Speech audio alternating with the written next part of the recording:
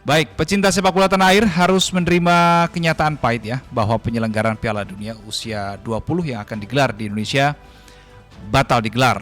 Rabu malam, FIFA resmi mencoret Indonesia sebagai tuan rumah Piala Dunia U20.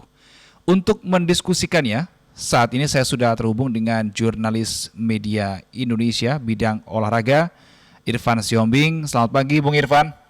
Selamat pagi. Baik, Bung Irfan, nanti meskipun Bung Irfan ini bidang olahraga, tapi nanti kita melebar dikit-dikit ke bidang lainnya, boleh ya? Ya. Oke, oke, Bung Irfan, pupus sudah ya harapan Indonesia menjadi tuan rumah Piala Dunia U20, padahal preparationnya sudah sejak tahun 2019 itu. Bagaimana catatan dari Bung Irfan soal hal ini? Ya, ini memang sesuatu yang kita sesalkan gitu ya. Kita dari dunia olahraga tentu kecewa besar karena semua persiapan sudah dilakukan. Para pemain juga sudah berlatih dengan sekuat tenaga. Kemudian juga pecinta sepak bola sangat menanti-nantikan event besar ini. Betul. Karena kapan lagi mereka bisa melihat secara langsung gitu ya. Di depan mata mereka langsung datang ke stadion pemain-pemain dari berbagai negara yang memang punya skill yang sudah tidak bisa diragukan lagi. Bahkan event ini kan dulu juga salah satunya Lionel Messi juga pernah menjadi bintang yang kemudian lahir dari ajang sebesar Piala Dunia U20 ini. Tapi mau bagaimana lagi gitu ya, semua sudah terjadi, Indonesia sudah dicoret dari tuan rumah Piala Dunia U20. Yang saya pikirkan atau yang saya nilai penting adalah saatnya kita memetik pelajaran dari ini gitu. Betul. Ketimbang kita kemudian menghabiskan waktu dan energi kita untuk memperdebatkan ini, mungkin ada baiknya agar kita bisa memetik pelajaran. Karena kalau kita menolak Israel terus gitu, kapan kita bisa menjadi tuan rumah gitu kan? Betul. Kapan kita bisa menyelenggarakan event-event yang kalau ada Israel? Oke. Kira-kira begitu. Pelajaran apa kira-kira yang bisa dipetik Bung Irfan soal kejadian yang menimpa Indonesia ini? Ya, ada banyak pihak yang sebenarnya bisa mengambil pelajaran ini. Pertama dari sisi pemerintah misalnya. Indonesia kan sudah menjadi tuan rumah ini persiapannya dari 2019. Kemudian Israel juga dinyatakan lolos itu sekitar Juni atau Juli 2022. Kan artinya ada waktu buat pemerintah untuk memetakan bahwa ada loh masyarakat mereka yang sebenarnya alergi kalau misalnya Israel itu datang. Dan Indonesia juga punya lembaga yang namanya BIN. Sudah bisa tahu harusnya, intelijen harusnya sudah bergerak, ya kan? Artinya ketika sudah ada intelijen pemetaan ini, pemerintah sudah bisa mengambil strategi komunikasi bagaimana agar event ini tetap berjalan, kemudian orang-orang yang menolak Israel datang ini bisa didekati gitu kan. Ada strategi komunikasi yang diterapkan. Kemudian juga untuk supporter sepak bola, kemudian bagaimana mereka misalnya juga bisa meluluhkan hati saudara-saudara mereka yang tidak setuju Israel datang. Mereka bisa mengatakan ini bisa sarana diplomasi kita loh, untuk kalau memang kita pro terhadap Palestina, kita ingin Palestina merdeka, kita bisa kok lewat sepak bola melakukan diplomasi. Jangan kita mentah-mentah menolak Israel. Kira-kira begitu ya. Ada banyak pihak yang seharusnya bisa mengambil atau memetik pelajaran bagaimana ini tidak terulang lagi. Oke, tapi begini, saya berpikir ketika Presiden Joko Widodo mengatakan kita kan baru tahu bahwa Israel lolos itu Juni 2022 begitu ya. Berarti tapi dengan kata lain begini, Bung Irfan, ini tidak bisa menjadi excuse kan sebetulnya? Ya, itu tadi yang saya katakan bahwa kita punya BIN. Juni 2022, sekarang Maret 2023, artinya ada waktu sekitar 1 tahun lebih. Karena demo-demo penolakan itu juga kan baru terjadi Maret ini. Nah, gitu. Jadi saya terpikir begini, baru-baru ini terjadi, Maret 2023 terjadi. Pikiran saya begini, sebetulnya masyarakat itu saya tanpa mendiskreditkan masyarakat ya, apakah masyarakat itu betul-betul sadar bahwa kehadiran Israel, timnas Israel ke Indonesia di ajang Piala Dunia U20 ini ada kaitannya dengan politik? Sesadar itukah masyarakat kita, atau ini sebetulnya ada pihak-pihak yang justru saya katakan memanfaatkan masyarakat supaya tertulisnya adalah atas nama masyarakat?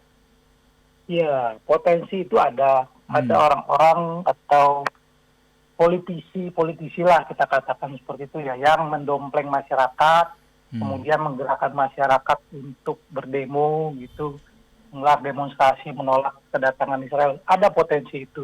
Nah, memang kental sekali ya penolakan itu dengan politis gitu, karena kalau memang masyarakat berdemo itu, kenapa ketika tidak dilakukan saat interparliamentary di Bali beberapa waktu lalu yang benar-benar ada Israel, benderanya juga berkibar gitu kan. Dan itu atas nama pemerintah ya, bukan atas nama olahraga itu ya? Iya, betul sekali. Itu bahkan ikon politik gitu kan. Ya. DPR seluruh dunia itu datang gitu. Dan itu diselenggarakan di Bali. Di Bali, ya, betul sekali. Jadi memang ini ada semacam standar ganda gitu ya, dari terutama dari pemerintah daerah Bali, pemerintah provinsi Bali. Kenapa mereka menolak drawing atau penyelenggaraan Piala Dunia U20 ini di Bali, sementara ketika event yang politik itu tidak ditolak oleh mereka, bahkan ya dibukakan kesempatan selebar-lebarnya. Ini yang juga memang harus menjadi perhatian juga oleh Presiden Joko Widodo. Kenapa saya katakan begitu? Artinya ketika ini kan program pemerintah pusat menggelar Piala Dunia U20. Artinya ketika pusat sudah punya program seperti ini, tidak boleh ada kepala daerah yang keluar dari rel kebijakan atau komando pusat. Kalaupun misalnya daerah punya menyerap aspirasi gitu kan, alasannya, ini aspirasi masyarakat, ya dikomunikasikan dulu ke pemerintah pusat, tidak ujuk-ujuk melakukan penolakan. Iya. Ini juga jadi pembelajaran. Ini yang saya takutkan juga sebetulnya, Bung Irfan, bahwa ketika Piala Dunia ini menjadi hajatannya pemerintah pusat, hanya karena ada dua kepala daerah yang kemudian menolak, yaitu Ganjar Pranowo dan Iwayan Koster, jangan-jangan legitimasi kepemimpinan Jokowi ini juga berbahaya juga, karena hanya dengan ada dua kepala daerah kemudian event internasional yang dikomandoi oleh pemerintah pusat bisa sampai gagal ini. Ya, makanya kita harus ini juga kan tadi saya katakan pembelajaran juga bagaimana pemerintah pusat itu bisa mengontrol di daerahnya gitu kan. Kepala daerahnya bisa mereka kontrol, bisa dikontrol oleh Presiden Jokowi. Apalagi dua kepala daerah ini berasal dari partai yang sama dengan Presiden Joko Widodo. Betul. Ya kan, sama-sama dari PDIP. Tapi kalau kita berandai-andai gitu ya, karena ketika kita berdiskusi dengan banyak teman di lapangan, justru ada dugaan jangan-jangan gitu ya, ini memang harus diverifikasi lagi lebih jauh. Jangan-jangan justru ada instruksi mungkin dari partai, yang kemudian kita coba konfirmasi ke partai langsung gitu ya, ke orang-orang di DPR sana. Ada beberapa yang mengakui bahwa ini memang instruksi dari PDIP. Kenapa? Karena mereka beralasan ini adalah perjuangan yang selama ini telah dilakukan oleh Bung Karno gitu. Ketika itu Bung Karno menolak Israel. Tapi lagi-lagi kan zaman berubah gitu ya. Artinya spirit boleh sama. Kita ingin kemerdekaan Palestina, tapi bagaimana cara mengelola spirit itu gitu ya, bagaimana mengimplementasikan itu kan ketika zaman sudah berubah mungkin tidak bisa kita lakukan hal yang sama gitu. Ada strategi yang harus berubah gitu. Pendekatannya beda ya harusnya. Diplomasinya berubah. Kalau dulu kita menolak mentah-mentah gitu kan, di eranya Bung Karno, dan karena memang ketika itu negara-negara di dunia memang banyak yang menolak Israel. Kan demikian. Bahkan dulu Israel itu seharusnya berada di Konfederasi Sepak Bola Asia (AFC). Ya. Tapi sekarang dia berada di zona Eropa. Kenapa? Karena Israel sempat diusir dari zona AFC gitu kan. Karena ketika itu kasus ini gitu, kasus aneksasi terhadap Palestina gitu. Tapi sekarang kan orang atau negara-negara bersikap terhadap Israel itu sudah berubah. Jadi zaman berubah pendekatan, tapi kita gunakan pendekatan yang tetap sama. Nah inilah yang mungkin membuat bisa dikatakan blunder gitu ya, menerapkan strategi yang sama, padahal zaman sudah berubah. Kira-kira demikian. Saya sampai berpikir begini, dan ini saya unggah di Instastory saya, Bung Irfan, tadi pagi, bahwa mungkin kita atau pemerintah atau oknum-oknum tertentu itu memikirkan nasib negara lain, mementingkan nasib negara lain, tetapi kemudian di sisi lain mereka mengubur mimpi anak-anak muda di negara mereka sendiri. Ini kan kasihan ya. Bahkan kalau kita melihat di Instagram para pemain skuad U20, ada beberapa yang sangat vokal begitu ya, sangat vokal untuk menyuarakan kekecewaan mereka. Nah, kalau Anda lihat psikis dari, karena ini sudah terlanjur terjadi ya, psikis dari para pemain U20 ini sebaiknya ada pola pembinaan yang seperti apa, Bung Irfan? Ya, psikis tentu terganggu ya. Kita harus mengetahui, apalagi mereka masih bisa dikatakan remaja kan, usia di bawah 20 tahun masih. Betul. Ya 19 gitu, 16 sampai 19 tahun. Tapi saya berpikir begini, inilah dinamika kehidupan gitu ya. Mereka sudah remaja, mereka tentu sudah bisa kita bicara hati ke hati bahwa inilah dinamika kehidupan, ada kegagalan atau ada hal-hal di luar kemampuan kita gitu kan, di luar yang tidak pernah kita prediksi sebelumnya. Kita perlu lakukan pendekatan, kita katakan bahwa akan ada kesempatan berikutnya, kalaupun tidak dari jalur tuan rumah. Jadi kan kita ini kan bisa tadinya bertanding karena tiket sebagai tuan rumah gitu kan. Iya, betul. Nah, mungkin kita bisa berikan pemahaman, selalu akan ada kesempatan berikutnya, kita bisa melewati atau menembus Piala Dunia U20, ya kalau tidak dengan tuan rumah ya kita lakukan, kita perbaiki diri, kita berbenah, kalau perlu ya kita lakukan melalui jalur kualifikasi gitu kan. Karena memang lebih terhormat juga sih gitu kan kalau kita lolos Piala Dunia dengan jalur kualifikasi, benar-benar berjuang gitu ya. Tapi seberapa besar kemungkinan peluangnya Indonesia kalau menembus Piala Dunia lewat jalur kualifikasi, Bung Irfan? Ya, sebenarnya kita kalau di kelompok umur ya, ini yang menarik memang. Kalau ketika bicara senior sama kelompok umur, dilalah gitu ya, kelompok umur ini sebenarnya lebih berprestasi. Kita pernah lolos dari kualifikasi U16 itu yang ASEAN gitu kan, kemudian masuk ke Asia gitu kan, peluang itu tetap terbuka lebar gitu ketika bicara kelompok umur. Tapi ketika senior mungkin PR-nya masih lebih banyak gitu ya. Tapi peluang untuk kualifikasi di kelompok umur ini saya pikir lebih besar ya, dan selalu terbuka sih. Oke. Tapi masih ada tidak sih? Ya meskipun sebetulnya tadi malam Wakil Ketua Umum PSSI yang juga sebelum menjabat sebagai Menpora, Zainuddin Amali, yang juga sejak awal mengusahakan supaya ini bisa berjalan dengan maksimal, mengatakan bahwa sudah tidak ada ruang lagi sebetulnya untuk Indonesia untuk melakukan lobby-lobby lagi karena waktunya pun juga sudah sangat mepet. Betulkah begitu, Bung Irfan?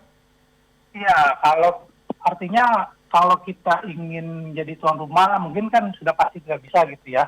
Mungkin yang dimaksud Pak Zainuddin itu gitu. Dan mungkin lagi kita menjadi tuan rumah, tinggal kita menunggu sebenarnya sanksi apa yang akan dijatuhkan. Karena dari situs resmi FIFA kan dikatakan bahwa potential sanction itu akan ditentukan dalam waktu dekat ini. Tapi kita berharap kalaupun sanksi itu jatuh gitu ya, sanksi ini tidak terlalu berat, kemudian tidak sampai menguburkan mimpi seluruh pecinta sepak bola gitu. Kalau sampai kita di-ban, dikucilkan, tidak boleh bermain di semua ajang, itu yang lebih berat gitu. Iya, itu yang dihindar, yang apa ya, yang diharapkan supaya tidak terjadi. Tetapi begini, Bung Irfan, ada hal menarik tapi juga lucu sebetulnya menurut saya. Di laman FIFA itu alasannya tidak jadi Indonesia batal menjadi tuan rumah karena peristiwa yang terjadi pada bulan Oktober 2022, which is kita tahu bahwa itu ada tragedi Kanjuruhan. Pertanyaan saya begini, alasan itu menjadi alasan yang aneh. Karena kalau alasan karena tragedi Kanjuruhan, ya harusnya dijatuhi sanksi sejak tahun lalu, sejak 6 bulan yang lalu, bukan baru sekarang. Dan yang kedua, kalau memang murni karena alasan itu, kan seharusnya tidak ada additional sanction ya, nggak ada additional punishment gitu loh untuk Indonesia. Bagaimana Bung Irfan melihat hal ini? Ya, sebenarnya kalau saya membaca langsung itu kan soal Kanjuruhan itu ada di paragraf keempat ya kalau nggak salah. Tapi di paragraf pertama itu kan disebutkan bahwa to the current circumstances. Jadi situasi terkini itu terkait dengan memang banyaknya penolakan, kemudian ada surat resmi dari Gubernur Bali Wayan Koster ke Menpora tanggal 14 Maret. Kemudian jadi FIFA itu memang sudah mengetahui adanya penolakan-penolakan ini gitu kan. Kemudian Erick Thohir juga ketika dalam press release-nya juga sudah menyebutkan memang ada kaitannya dengan penolakan dari Israel. Tapi kalau kita bicara soal Kanjuruhan, memang ini juga sebenarnya ini juga pengingat buat kita gitu, bahwa lagi-lagi saya mau mengatakan bahwa inilah PR kita untuk mengambil hikmah gitu. Ibaratnya kalau bahasa Jakarta gini, ngapain lu gaya-gayaan menyelenggarakan event internasional kalau dalam negeri lu sendiri juga masih bermasalah gitu kan. Iya. Artinya kita selalu bisa mengambil setiap hikmah dari dari adanya bencana gitu. Artinya ya sudah, tuan rumah kita gagal, ya kita jadikanlah perbaikan gitu ya. Kita ingat lagi nih, dulu kita pernah ada masalah nih di Kanjuruhan. Ya udahlah, sepak bola nasional ini kita perbaiki aja dulu gitu loh. Itu kira-kira sih kalau menurut saya pesan yang bisa kita tangkap dari pernyataan resmi FIFA di lamannya itu.